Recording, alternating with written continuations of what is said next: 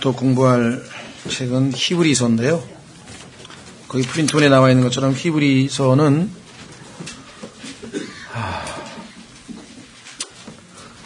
쉽게 다룰 책이 아닌 것 같아요. 그런데 안 다룰 수도 없죠. 중요한 책이니까. 그래서 지난 저희 교회 시작한 다음에 처음에 한번 다루었었는데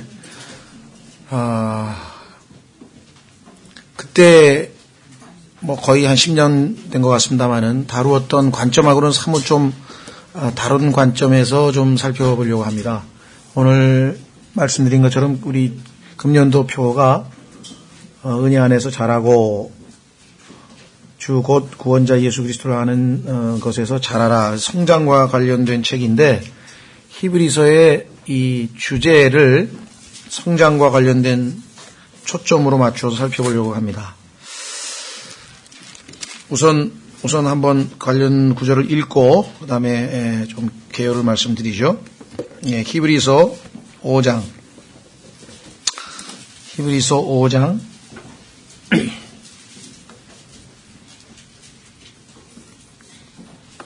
12절부터 히브리서 5장 12절서부터 시간으로 보건대 너희가 마땅히 가르치는 자가 되었어야 할 터이나 하나님의 말씀의 첫째 기초 원리들을 남에게 다시 배워야 할 필요가 너희에게 있나니 너희가 단단한 음식이 아니라 젖을 필요로 하는 자가 되었도다. 젖을 사용하는 자마다 갓난 아이이므로 의의 말씀에 능숙하지 못하니라. 그러나 단단한 음식은 장성한 자들의 것이니 그들은 그것을 사용하여 자기 감각들을 단련시킴으로 선악을 분별하느니라. 그러니까 여기 갓난아이와 장성한 자, 갓난아이와 장성한 자, 그래서 거듭난 구원받은 그리스도인이 갓난아기라고 한다면 이제 장성한 자가 우리의 목표죠.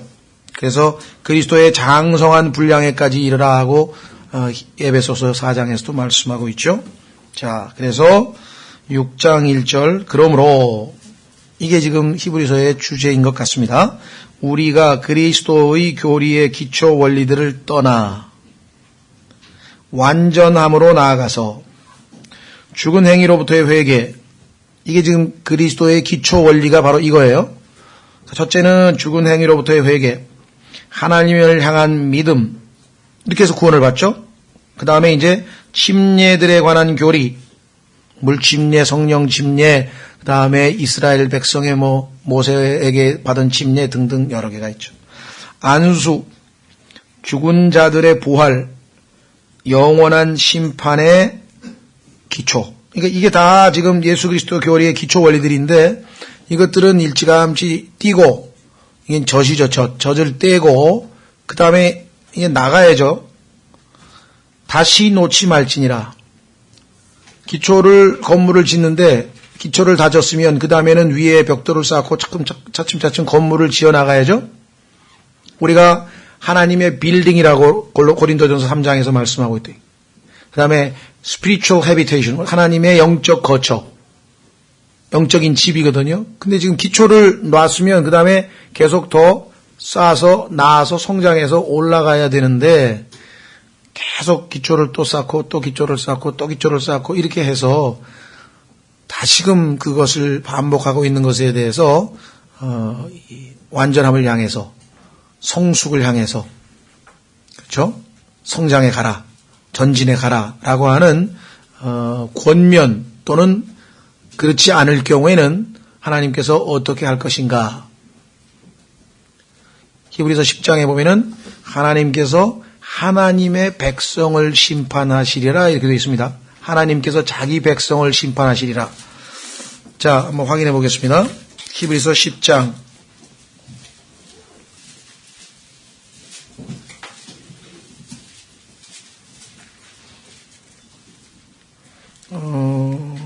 30절, 히브리서 10장 30절, 원수 갚는 일은 내게 속하였으니 내가 갚아주리라.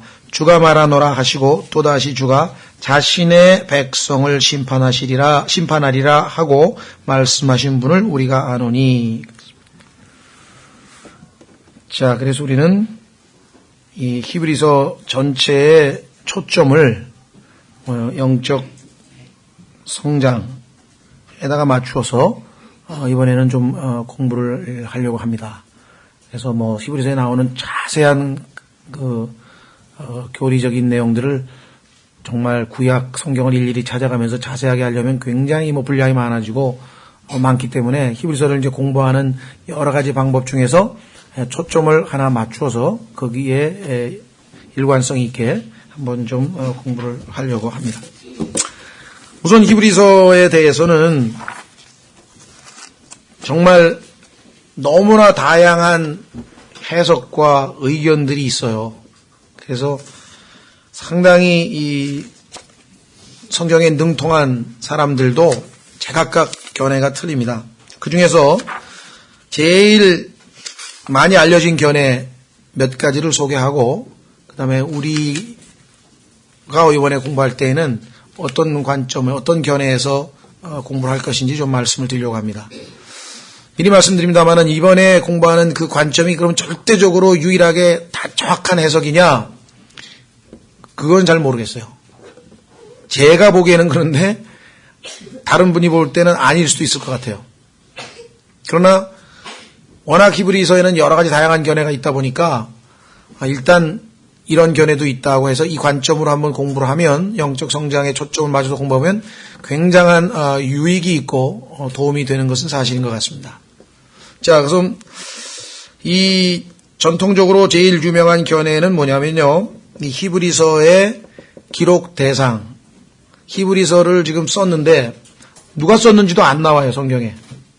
다른 책은 다 사도 바울이 쓰거나 베드로가 쓴다 해가지고 다 저자가 나오는데 이 히브리서라고 하는 책은 유독 성경 자체 본문에는 저자가 안 나오고 다만 성경을 편집하는 과정에서 출판사에서 붙인 그 내용에 히브리 사람들에게 보내는 사도 바울의 서신이라는 제목이 붙어 있어요. 그런데 보통 사도 바울이 보낸 서신은 자기가 썼다고 아예 처음에 얘기를 하죠. 예를 들면 하나님의 뜻으로 말미암아 그리스도 예수님 안에 있는 생명의 약속에 따라 예수 그리스도의 사도된 바울은 극진히 사랑하는 누구에게 쓰노라 이렇게 쓴단 말이죠. 다. 그러니까 저자가 분명하게 다 나오는데 유독 히브리서만은 없어요. 그냥 여러분 잘 아시는 것처럼 누가 쓴다는 얘기 없이 그냥 하나님이 이렇게 하면서 바로 뛰쳐나와요. 영어로는 하나님이 제일 먼저 나오고 우리말로는 지나간 때에 해서 하나님이 맨 뒤로 나오죠. God. 그래서 아주 어떻게 보면은 독특한 유니크한 책이에요. 그리고 견해도 상당히 여러 사람들이 다 다르고 그렇다고 해서 그렇다면 김영재 님이 혼자 자기 관점에서 성경을 가르쳐버리면 어떡할 거냐. 여러분들도 저도 이 관점에서 공부해보고 저 관점에서 공부해보고 다양한 관점에다 공부를 해봤는데 어느 하나의 관점을 택해서 공부할 수밖에 없는 거죠. 그러니까 여러분들이 만약에 이렇게 봤을 때 이거는 내가 좀 납득이 안 간다 그러면 일단 유보를 하고 공부를 그렇다고 안 할 수는 없는 거거든요. 굉장히 중요한 책이니까.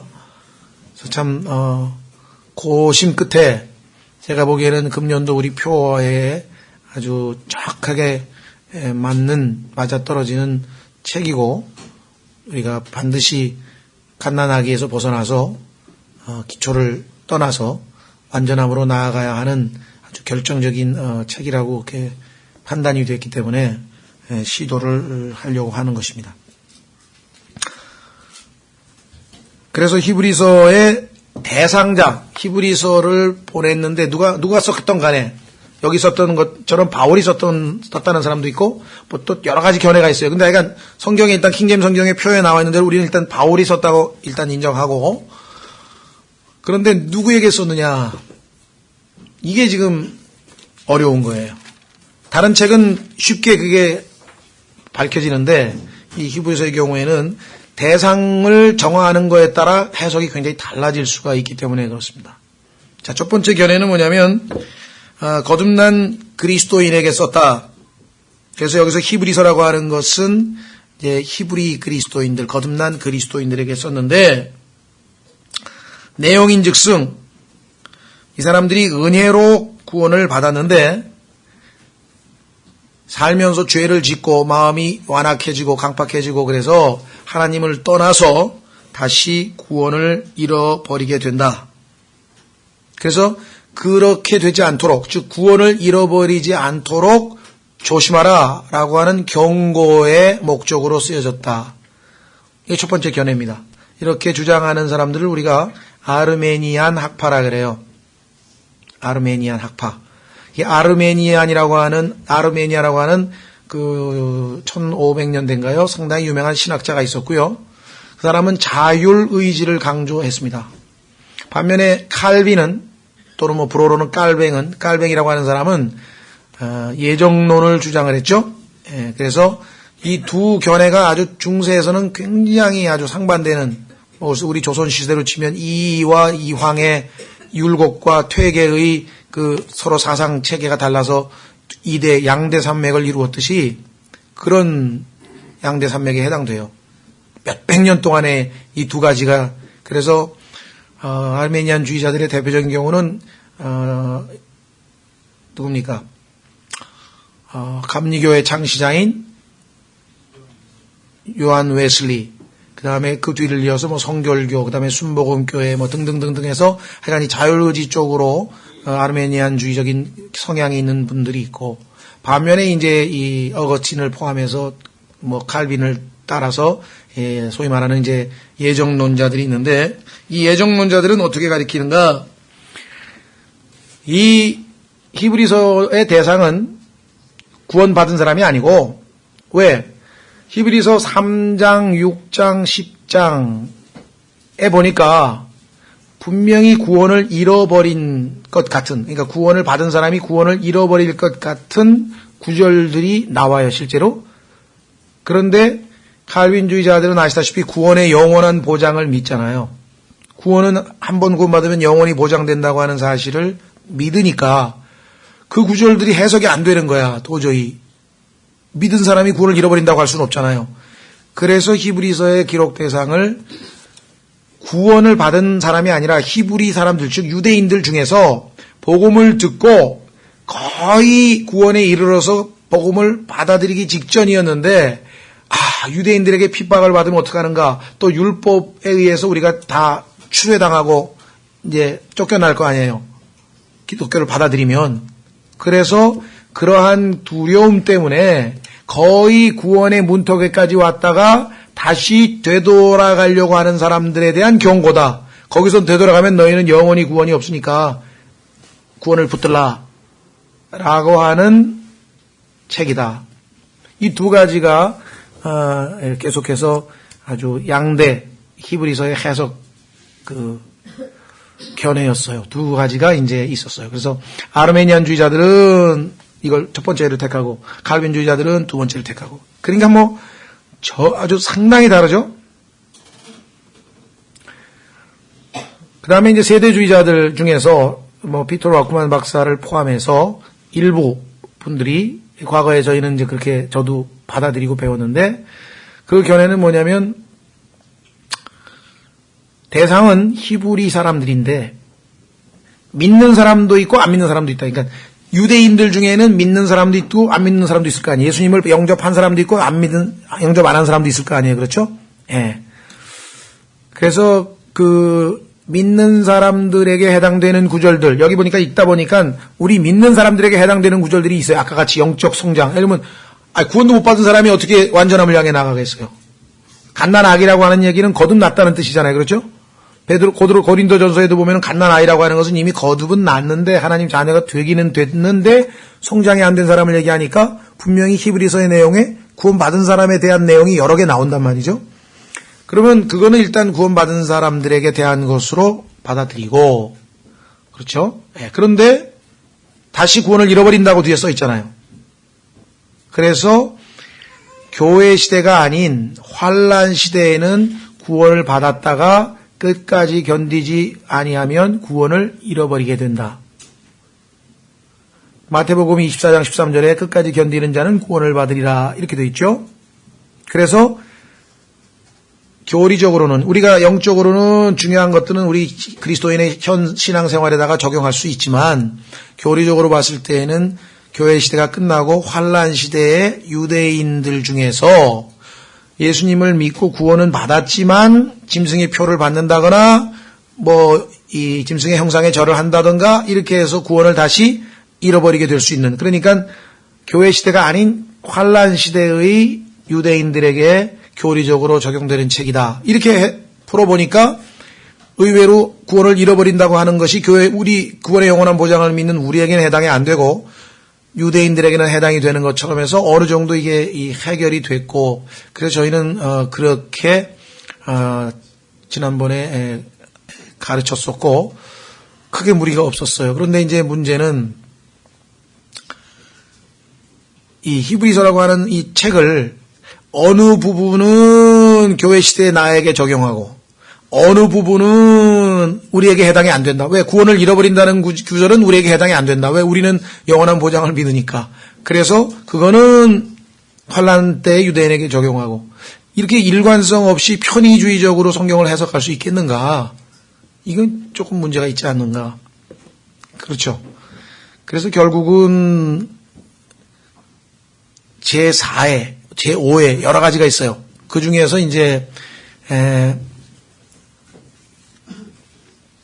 오늘 저희가 보려고 하는 것은, 많은 해석의 무리가 따르는 것은 이 히브리서를 구원에다가 자꾸 초점을 맞추니까 문제가 생겼는데, 히브리서 전체의 맥락을 창세기 1장부터 13장까지 다 읽어보면 구원과 관련된 얘기가 아니라 구원받은 이후의 성장과 관련된 이야기이다 라는 관점에서 보면, 하나님께서 자기 백성을 심판한다고 하는 것이 우리 그리스도의 심판석도 있고, 또 우리 고린도전서 11장에 나오는 주의 만찬을 잘못해가지고 병들거나 죽거나 하는 그러한 심판이 있거든요. 그 다음에 성경에 보니까 계속해서 히브리서가 보상과 관련된 언급이 나와요. 그래서 히브리서 전체를 구원을 잃어버리고 안 잃어버리고 영원한 보장, 이게 관련 지을 것이 아니라 영적인 성장과 관련지어서, 만약에 우리가 하나님께서 우리를 계속해서 전진하라고 했을 때 말 안 듣고 이스라엘 백성들이 광야에서 가나안 땅으로 들어가지 아니하고 계속 거기서 방황할 때 하나님께서 여러 가지 징계를 하셨죠. 불평, 불만을 10번인가 했을 때 그때마다 하나님께서 다 조처를 내리셨잖아요. 그렇죠?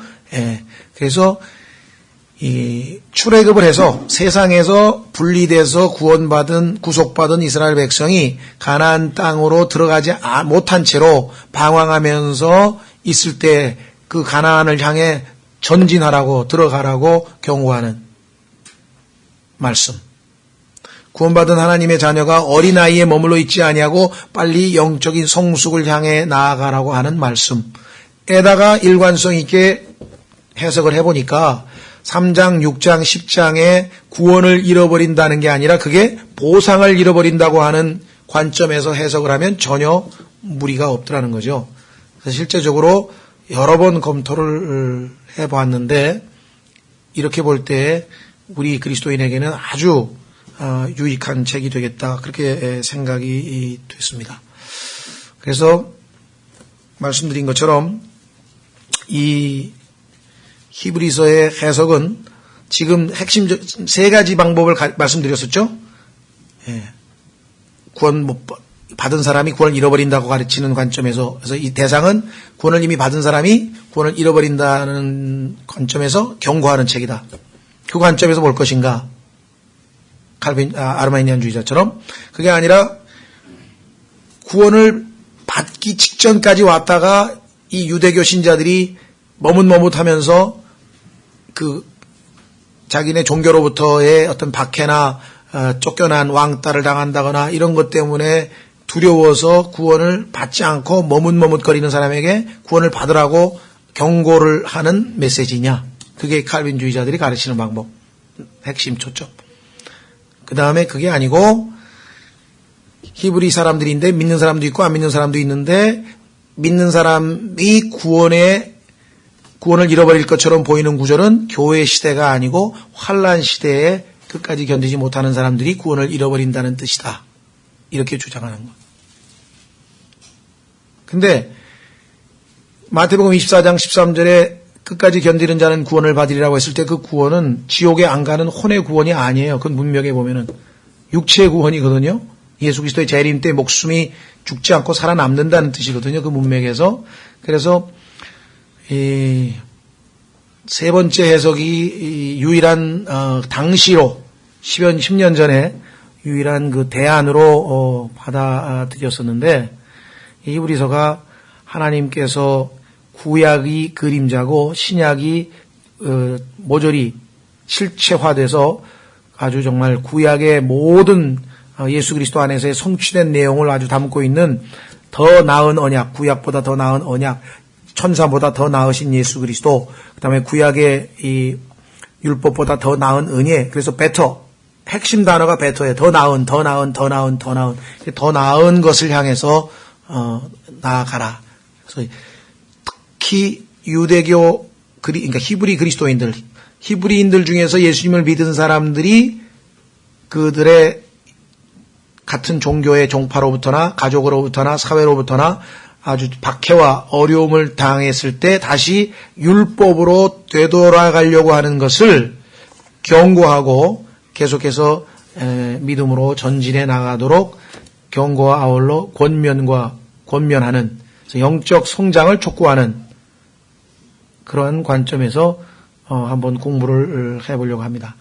그래서 여러분들이 이와 같이 아주 이 히브리서에 대한 이것만이 가장 정확하다 이런 관점에서 우리가 보는 게 아니라는 사실을 좀 염두에 두고 그 관점에서 읽어가시면 아마 상당히 도움이 많이 될 것 같아요. 그래서 우선 실제적으로 한번 그 대상이 믿는 사람이라고 하는 것을 한번 성경적으로 좀 몇 가지 확인을 좀 해보려고 합니다.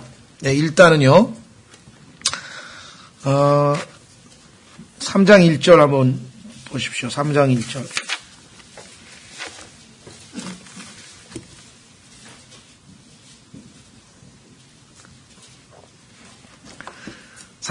그러므로 거룩한 형제들, 지금 대상이 거룩한 형제들이잖아요. 곧 하늘의 부르심에 참여한 자들아, 명백하게 구원받은 사람이죠.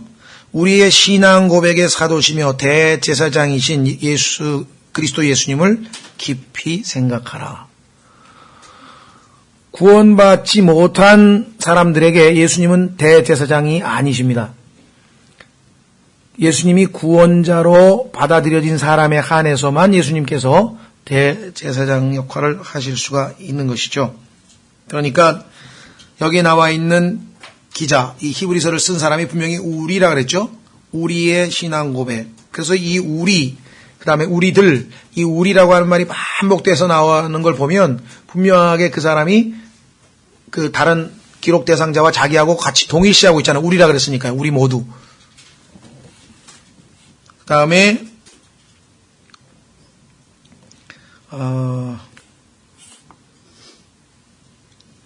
역시 10장으로 가보겠습니다. 여기 보면은 우리란 말이 계속 반복해서 나오지만요.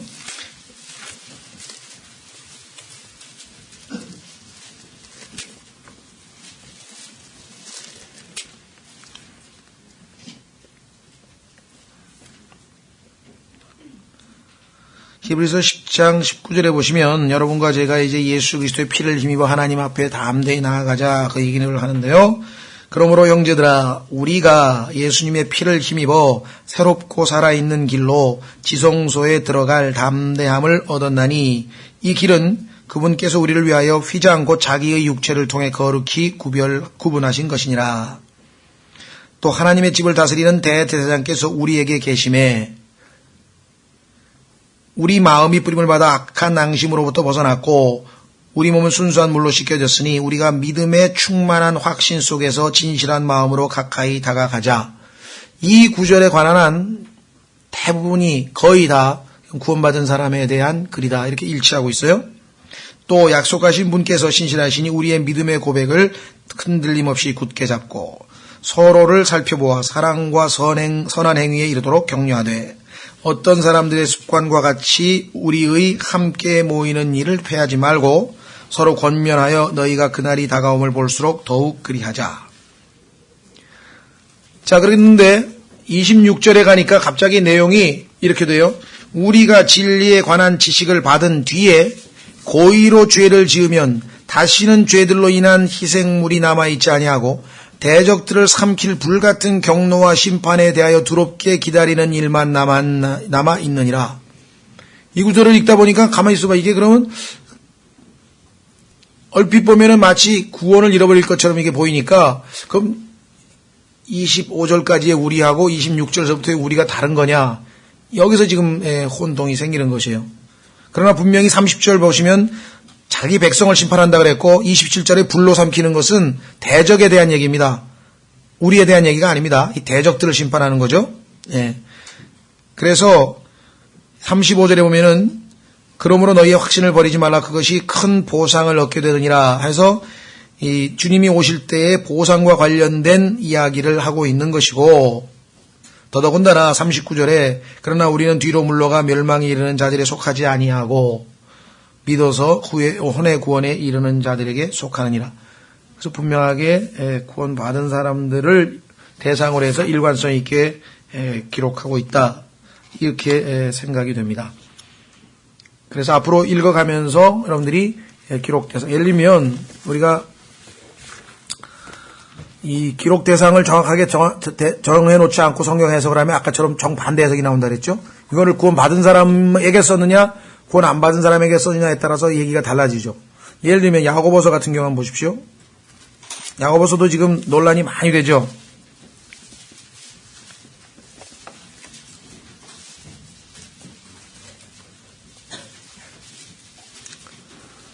야고보서도 이렇게 돼 있어요. 하나님과 주 예수 그리스도의 종 야고보는 널리 흩어져 있는 12지파에게 인사하노라. 그럼 얼핏 보면 이게 유대인들이죠? 그러면 이게 구원받은 유대인인지 구원 안 받은 유대인인지 이게 안 나와 있잖아요. 그래서 이것도 역시 구원 안 받은 유대인도 포함된 것으로 성경을 해석하다 보면 문제가 발생하는 거예요. 그런데 2절에 내 형제들아 너희가 여러 가지 시험에 빠질 때에 그것을 다 기쁨으로 여기라. 너희 믿음의 단련이 인내를 이루는 줄 너희가 아느니라.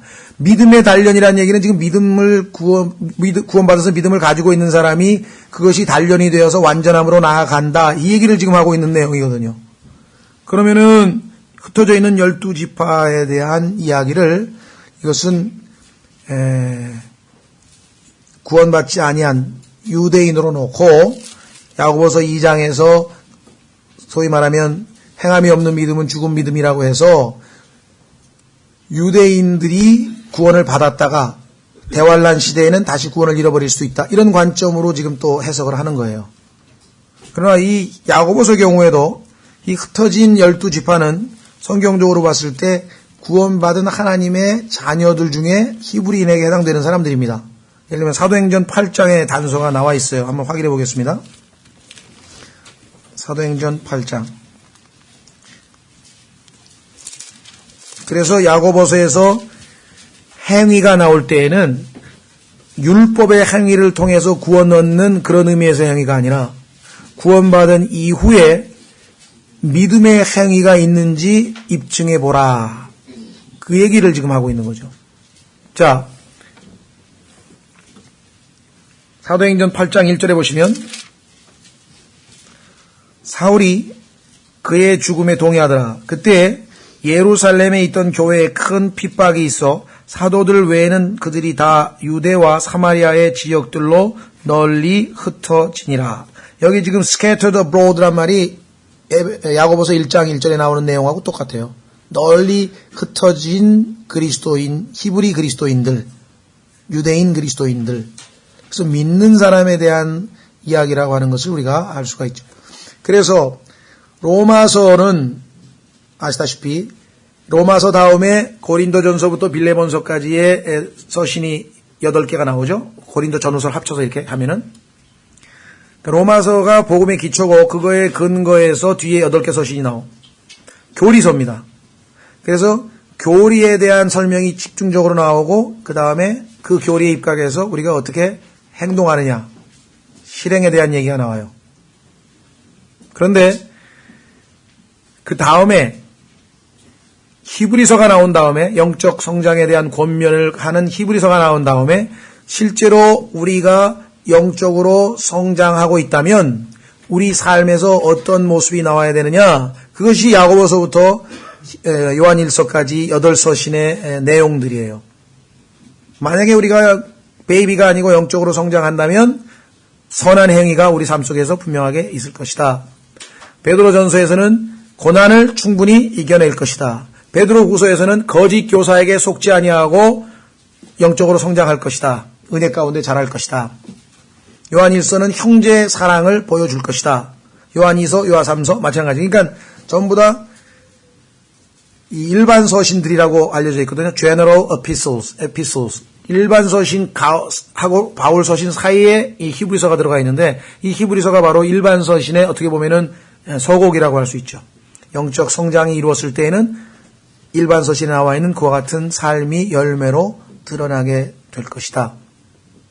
이와 같은 관점에서 일반 서신은 실행을 강조하고 교리가 보완이 되어 있는가 하면 바울 서신은 교리가 강조되어 있고 실행이 보완되어 있는 형식으로 되어 있어서 아주 균형 잡힌 성경 전체가 아주 균형 잡힌 가운데 기록되어졌다. 이렇게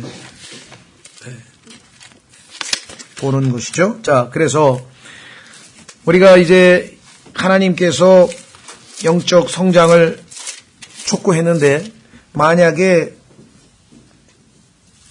하나님의 말씀에 따라 영적으로 성장하지 아니하고 하나님 말씀에 불순종한다면 어떻게 될 것인가? 그 불순종에 대해서 구약시대에 하나님께서 이스라엘 백성들을 경고했던 그 경고의 방식으로 여기 보면 2장에 3장에 4장에 또 5장에 반복해서 그 경고의 내용들이 나옵니다. 우리에게도 다 해당되는 경고겠죠. 그래서 제일 첫 번째 하나님께서 사용하시는 방법은 당연히 말씀으로 하겠죠.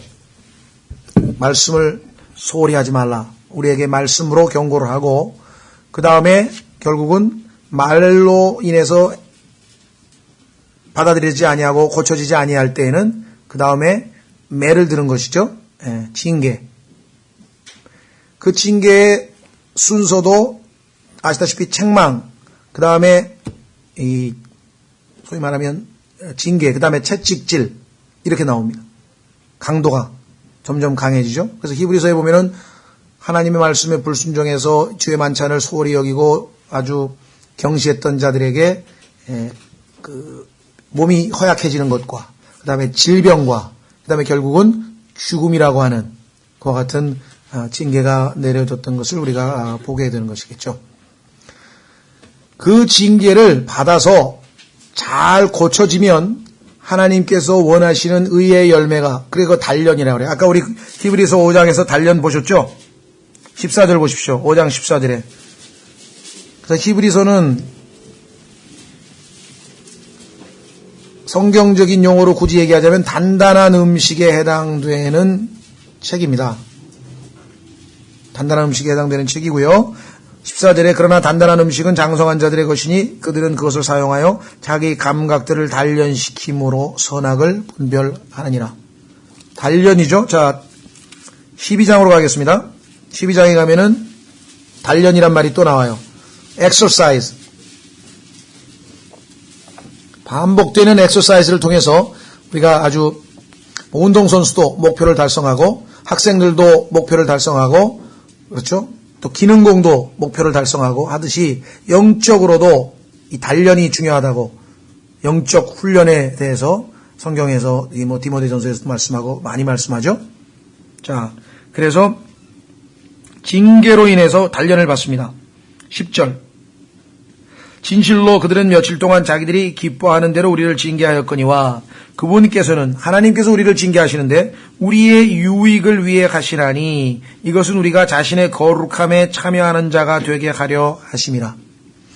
우리가 거룩치 아니하고 세속적으로 세상적으로 빠져서 그렇게 느슨하게 더럽혀진 상태로 계속해서 살면 거룩하신 하나님께서 징계라고 하는 수단을 통해서 우리로 하여금 하나님의 거룩함에 참여할 수 있도록 그렇게 하시는데 11절에 이제 어떤 징계도 그 당시에는 기쁘게 보이지 아니하고 슬프게 보이나 그럼에도 불구하고 나중에는 그것으로 말미암아 징계의 효과가 있는 거죠. 징계의 효과. 그래서 단련된 자들에게 이게 중요합니다. 징계를 했는데도, 훈련을 했는데도 단련이 되지 않아서 효과가 없는 사람들 있잖아요. 예를 들면 유명한 역도 선수 장미란 같이 그렇게 반복되는 훈련을 통해서, 디시플린 훈련을 통해서 목표 달성을 해서 세계 신기록까지 낸 사람이 있는가 하면, 징계, 훈련 같은 말입니다. 여러 번 하긴 했는데 느슨하게 했든지 아니면 적당히 했든지 아니면 우습게 여겼든지 이렇게 된 사람은 나중에 실제적으로 열매 하나도 안 나오잖아요. 영적으로도 똑같은 일이 발생된다. 하나님께서 하신 징계를 하나님이 나를 위하여 나에게 하나님의 거룩함에 참여할 수 있도록 복을 주시기 위해서 사랑의 매를 때리는 것을 믿고 받아들여서 순종하고 잘 견디어내면 그 단련된 자들에게는 뭐가 나오느냐? 의의 화평의 열매를 맺느니라. 그런데 성경에 보니까 하나님께서는 우리가 열매를 많이 맺으면, 과실을 많이 맺으면 영광을, 내 아버지께서 영광을 받으실 것이요. 그렇죠? 그래서 우리는 이 히브리서에 하나님께서 우리를 단련시키기 위해서 징계라고 하는 수단을, 훈련이라고 하는 수단을 사용할 것이다. 근데 문제는 그렇게 책망으로 안 돼서 단련까지 받았는데, 징계까지 받았는데도 만약에 전혀 먹혀 들어가지 아니한다. 그러면 어떻게 되겠습니까? 그런 사람들이 하나님 앞에 저지른 죄를 성경에서는 willful sinning이라고 했어요. 고의적으로 죄를 짓는 것. 이거는 뻔히 알면서 노골적으로 하나님께 반기를 드는 거예요. 반역을 하는 거 있죠.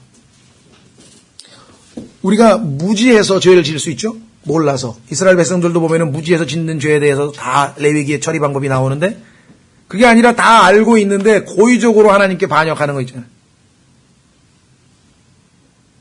그럴 때, 계속해서 그럴 때는 어떻게 되는가? 그걸 성경에서는 죽음에 이르는 죄라. 결국은 하나님께서 그들을 두 가지 방법이 있어요. 아까 얘기한 것처럼 고린도서 11장에서 너희들 가운데 잠든 자가 많다. 죽은 사람이 있어요. 하나님께서 죽음이라고 하는 징계를 통해서 데려가시는 방법이 있고, 두 번째는 하나님께서 gave up, 포기, 내버려 두시는 경우도, 간섭을 더 이상 안 하시는 거예요. 마음대로, 그러니까 마음대로 살려고. 그런 사람은 회개를 하고 싶어도 마음이 완악해져서 회개를 못한다. 기회를 반복해서 거부하게 되면. 그래서 결국은 그 사람은 하나님께서 이 땅에서는 그냥 내버려둬. 왜? 모든 하나님이 사용하신 수단에도 불구하고 전혀 돌이키고 회개할 생각을 안 했을 때 그 사람을 하나님께서 데려가시는 수가 있고, 아니면 그냥 내버려둬서 이 땅에서 그리스도인이지만 그리스도인답지 못하게 살도록 내버려뒀다가 결국은 그리스도의 심판석에서 그를 심판하시는 그러한 방식을 취하실 수 있다. 그래서 우리는 이 히브리서 전체를 통해서 하나님께서 우리에게 하시는 그 권면을 하실 때 어떻게 해야 되겠는가? 우리의 마음의 문제입니다. 지금 히브리서 3장에 가면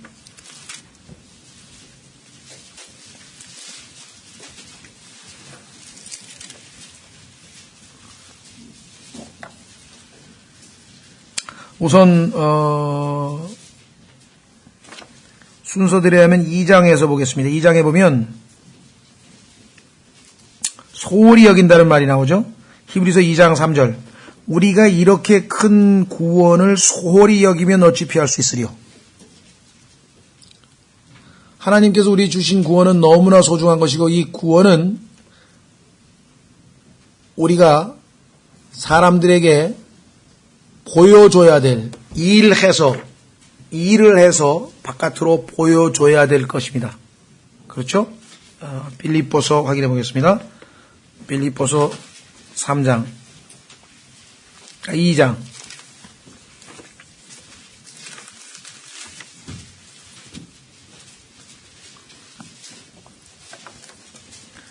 빌립보서 2장 12절. 빌립보서 2장 12절. 그러므로 나의 사랑하는 자들아 너희가 항상 순종한 것 같이 내가 있을 때뿐 아니라 지금 내가 없을 때에도 더욱더 순종하여 두려움과 떨림으로 너희 자신의 구원을 일하여 드러내라. 그런데 두려움과 떨림이 아니라 방종과 비웃음으로 아니면 하나님의 구원을 아주 가벼이 여기고 소홀히 여기고 그 소중한 것을 그렇게 하면 그렇죠? 어떤 결과가 나오는가? 거기에 대해서는 반드시 대가를 치르게 된다. 소홀히 여기면. 뭘 피할 수 있겠어요? 하나님의 징계의 손길을 어찌 피할 수 있겠느냐? 하나님께서는 자신의 집을 심판하신다. 자기의 백성을 심판하신다. 그래서 히브리서는 제일 인기가 없는 책이에요. 왜 계속해서 우리 자신을 성찰하고 회개하고 돌이켜야 되고 경고가 계속해서 나와요. 여러분들 태릉 선수촌에서 그 마지막 시합장에 나갈 때까지 완전히 훈련이 다 돼서 정말 이제는 어느 시합장에 나가도 아주 이 성과를 얻을 수 있을 정도로 준비되는 그 과정이 얼마나 힘들겠어요. 최민호 선수 얼마나 연습을 많이 했는지 그 나중에 자기가 막 어떻게 보면 뭐라 할까 그냥 엉엉 울었죠. 그런데 그 주변의 코치나 감독이나 주변 선수들이 다 한결같이 하는 얘기가 너는 금메달을 딸 만한 자격이 있다 이거예요. 그만큼 연습을 했다는 게 옆에 지켜본 사람들이 봤을 때 그 사람이 금메달을 안 따면 이상한. 그러니까 여러분과 제가 이 하나님의 은혜라고 하는 것이 오해를 해서 자 구원받았으니까 나 이제 하늘나라 가는 게 따놓은 당상이니까 지금부터 이제 슬슬 놀아볼까? 이게 아니고 또 은혜를 오해를 해서 하나님께서 내 안에서 일하시니 그랬잖아요. 그러니까 뭐 내가 할 게 뭐가 있어? 아무것도 안 하지. 하나님께서 우리 안에서 일하시니 맞는 말이에요. 그러면 하나님께서 내 안에다가 일을 해서 지금 잔뜩 창고에다가 좋은 상품을 만들어 놨는데 그걸 일하여 내가 어떻게 해야 돼요? 드러내서 바깥으로 work out 사람들에게 보여줘야 되잖아요. 그럼 당연히 내가 희생하고 절제하고 하나님께 내 몸을 드리고 인내하고 자기 자신을 부인하고 뭔가 행위로 나와야 될 거 아니겠어요? 그렇죠? 우리가 하나님께서 우리 안에서 일하는 것이 아닌 어떤 우리의 어떤 개인적인 종교적 열심으로 일하는 것에 대해서 우리가 좀 경계하고 그러지 말아야 된다고 얘기를 했지만 그 얘기가 그러니까 손 놓고 아무것도 하지 말라 라는 얘기냐? 그것은 결코 아니거든요. 근데 워치만 니라는 분의 책을 읽으면 무기력증이 걸린다는 무기력증. 그러니까 뭐냐면 내가 해봐야 그 다 내 종교심으로 한 거니까 난 아무것도 안 하는 게 낫겠다. 과거에도 그런 책을 읽고 뭘 하려 그러면 야, 그 육신적인 거 하지 마라. 가만히 있어. 그냥 하나님의 은혜로 다 해주는데 이렇게 오해하고 계신 분들이 있었어요. 근데 나중에 워치만이란 분이 책을 썼지만 자기 책이 너무 사람들이 읽고 오해를 하는데 반대야.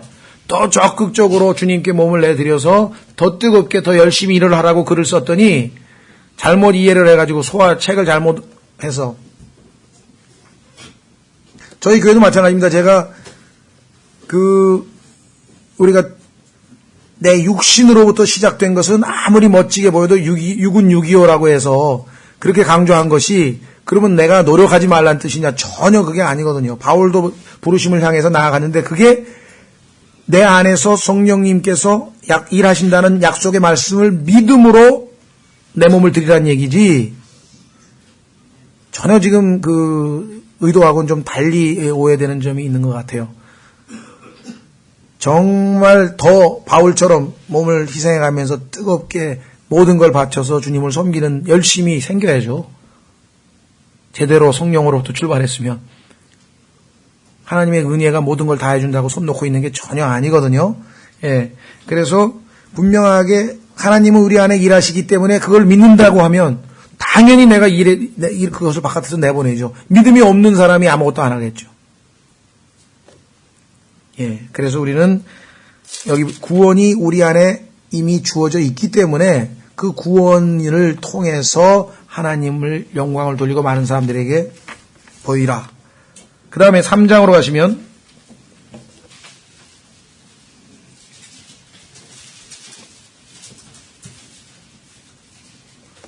7절에 그러므로 성령님께서 이르시기를 오늘 너희가 그분의 음성을 듣거든 경노하던 때와 광야에서 시험하던 날에 한 것 같이 너희 마음을 강팍하게 하지 말라. 지금 이스라엘 백성들 출애굽에서 이미 다 구속받은 사람들입니다. 그 6월절 거쳐서 지금 다 구속받은 백성이고 하나님 앞에 거룩한 백성으로 레위기를 말씀을 통해서 다 경배하고 그런 사람들이거든요. 그럼에도 불구하고 민수기에 보면 계속 불만, 불평, 불만 이렇게 하잖아요. 그렇죠? 네. 우리 그리스도인도 마찬가지. 이스라엘 백성들이 걸어가는 그 길을 똑같이 가고 있죠. 그래서 마음을 강팍하게 하지 말라. 그래서 거기에 대해서 하나님께서 또 어떠한 심판을 내리시는가. 믿는 자녀들의 교육에 관한 책이라는 거죠. 네. 또 역시 강팍하게 하지 말라. 4장 7절에 또 나오죠. 강팍하게 하지 말라. 강팍이라고 하는 말은요. 마음이 딱딱하게 굳어버렸다는 얘기예요. 그러니까 하나님의 말씀이 내 마음밭에 떨어지려면 내 마음밭이 좋은 마음밭이 돼서 그 말씀이 내 안에서 열매를 맺어서 열매가 나와야 되는데 딱딱하게 마음이 굳어버렸으니까 아무리 말씀이 떨어져 봐야 뭐 전혀 효과가 나타나지 않냐고 열매를 맺지 못한다. 자, 이렇게 그러면 경고만 하고 있는 책이냐? 하나님은 균형 잡히신 분이라 그랬죠. 균형 잡히신 분. 경고만 하시는 게 아니라 경고와 아울러서 격려와 위로를 하시는 거예요. 너희가 충분히 가나안 땅에 들어갈 수 있다. 그 하나님께서 약속의 말씀을 주셨죠? 근데 안 믿었잖아요. 마찬가지로 여러분과 제가 지금 우리 안에 하나님께서 하늘에 있는 천상에 있는 모든 복으로 우리에게 복을 주시고 성령님을 주시고 권능을 주시고 디모데후서 1장에 보면은 하나님께서 우리에게 주신 것은 두려워하는 영이 아니요. 그렇죠? 권능의 영, 파워. 우리 안에는 부활의 파워가 있다. 권능의 영이 있고 사랑의 영이 있고 그다음에 sound mind, 건전한 생각의 스피릿 영이 있다. 건전한 생각의 영이 있다. 얼마든지 모든 상황에서 건전한 판단을 할 수 있는 걸 주셨다.